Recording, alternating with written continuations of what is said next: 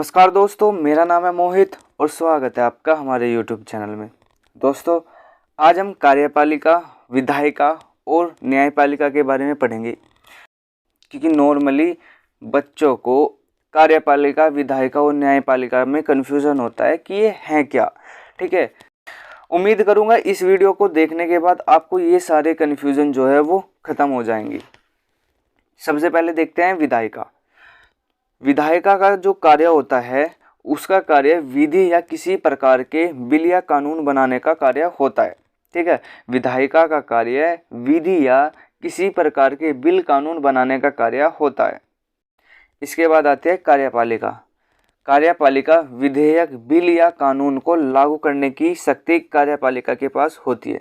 ठीक है, विधायिका बिल कानून बनाएगी, कार्यपालिका उसे लागू करने की शक्ति होती है।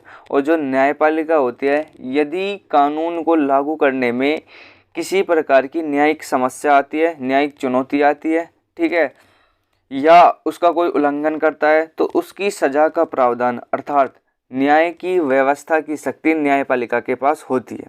ठीक है, विधायिका किसी बिल या कानून को बनाती है, कार्यपालिका उस बिल या कानून को लागू करती है, न्यायपालिका अगर उस बिल या कानून में कोई समस्या आती है या कोई न्यायिक चुनौती आती है या कोई उल्लंघन करता है तो उसकी व्यवस्था जो है वो न्यायपालिका करती है। ठीक है, अब हम इन तीनों को डिटेल में समझेंगे। देखो, सबसे पहले हम देखते हैं कार्यपालिका। भारत में दो स्तर पर सरकारें चलती हैं। भारत में शासन दो स्तर पर होता है, एक केंद्र स्तर पर सरकार होती है, एक राज्य स्तर पर होती है। ठीक है, तो केंद्र स्तर पर जो कार्यपालिका है उनके जो प्रमुख होते हैं वो होते हैं राष्ट्रपति। तो सबसे पहले हम देखते हैं केंद्र स्तर पर, उसके बाद देखेंगे हम राज्य स्तर पर। तो केंद्र स्तर पर होते हैं राष्ट्रपति, क्योंकि केंद्र की कार्यपालिका के प्रमुख राष्ट्रपति होते हैं। उनके बाद आते हैं उपराष्ट्रपति, उनके बाद आते हैं प्रधानमंत्री, और प्रधानमंत्री के बाद आते हैं उनकी मंत्रिपरिषद। ठीक है, और मंत्रिपरिषद में भी तीन प्रकार के मंत्री होते हैं। एक होता है कैबिनेट मंत्री, दूसरे होते हैं राज्य मंत्री और तीसरे होते हैं उपमंत्री। उसी प्रकार राज्य स्तर पर जो कार्यपालिका है उसमें राज्यपाल होते हैं, उसके बाद मुख्यमंत्री आते हैं और उसके बाद उनकी मंत्रिपरिषद होती है। ठीक है, और कार्यपालिका को दो तरह से बांटा जाता है। कार्यपालिका को दो तरह से बांटा जाता है। एक है स्थायी कार्यपालिका। स्थायी कार्यपालिका में वे सदस्य होते हैं जो 60 या 62 साल की उम्र के लिए चुने जाते हैं, जैसे कि कोई आईएएस अधिकारी होते हैं। ठीक है, जो आईएएस अधिकारी होते हैं वे स्थायी कार्यपालिका के अंतर्गत आते हैं, जो 60 या 62 साल की उम्र के लिए चुने जाते हैं। ठीक है, दूसरी होती है अस्थायी कार्यपालिका। ठीक है, ये 5 वर्षों के लिए चुने जाते हैं, जैसे राष्ट्रपति, उपराष्ट्रपति, प्रधानमंत्री और उनकी मंत्रिपरिषद, ये सब अस्थायी कार्यपालिका के अंतर्गत आते हैं और ये 5 वर्षों के लिए चुने जाते हैं। ठीक है, अभी तक हमने क्या पढ़ा? विधायिका, कार्यपालिका और न्यायपालिका। विधायिका विधि या कानून बनाएगी, कार्यपालिका विधेयक, बिल या कानून को लागू करेगी जो विधायिका ने बनाया है, और जो उस बिल को लागू करने में कोई दिक्कत आती है, कोई समस्या आती है या किसी प्रकार की न्यायिक चुनौती आती है या उस बिल या कानून को कोई उल्लंघन करता है, तो उसकी सजा का प्रावधान की व्यवस्था या न्याय की व्यवस्था जो है न्यायपालिका करेगी। ठीक है, तो हमने कार्यपालिका को देखा।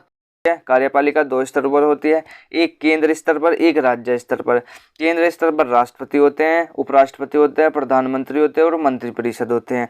और मंत्रिपरिषद में भी कैबिनेट मंत्री, राज्य मंत्री, उपमंत्री। राज्य स्तर पर राज्यपाल, मुख्यमंत्री और मुख्य मंत्रिपरिषद होते हैं।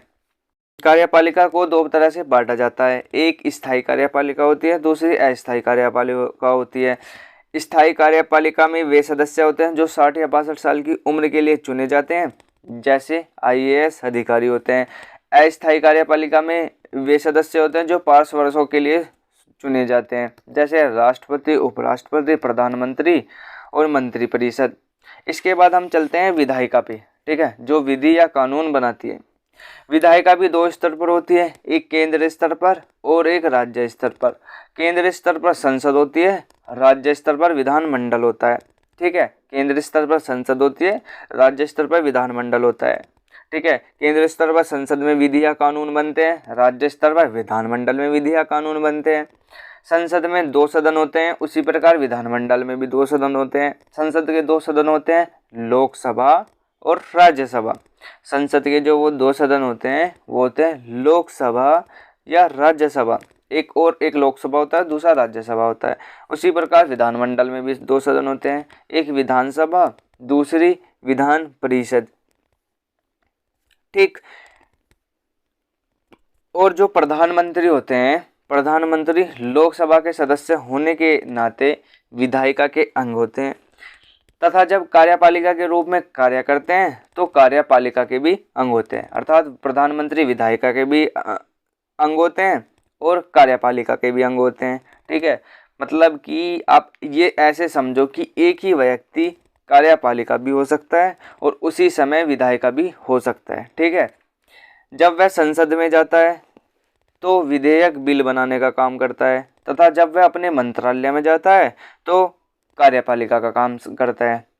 प्रधानमंत्री जब संसद में जाते हैं तो विधेयक बिल बनाने का काम करते हैं तथा जब मंत्रालय में जाते हैं तो कार्यपालिका का काम करते हैं। इसके बाद आती है न्यायपालिका। तो भारत में स्वतंत्र एवं एकीकृत न्यायपालिका है। ठीक है। जिसमें सबसे सर्वोच्च में आते हैं सुप्रीम कोर्ट, उसके नीचे आते हैं हाई कोर्ट और सबसे नीचे आती है डिस्ट्रिक्ट कोर्ट। ठीक है। सबसे ऊपर आते हैं सुप्रीम कोर्ट सर्वोच्च न्यायालय, इसके नीचे आते हैं हाई कोर्ट उच्च न्यायालय और उसके नीचे आते हैं डिस्ट्रिक्ट कोर्ट जिला न्यायालय, जिला अदालत। ठीक है। तो जो ये सुप्रीम कोर्ट, हाई कोर्ट और डिस्ट्रिक्ट कोर्ट की जो ये श्रृंखला है, इस श्रृंखला को हम एकीकृत न्याय व्यवस्था कहते हैं। न्यायपालिका की इस श्रृंखला को हम एकीकृत न्याय व्यवस्था कहते हैं।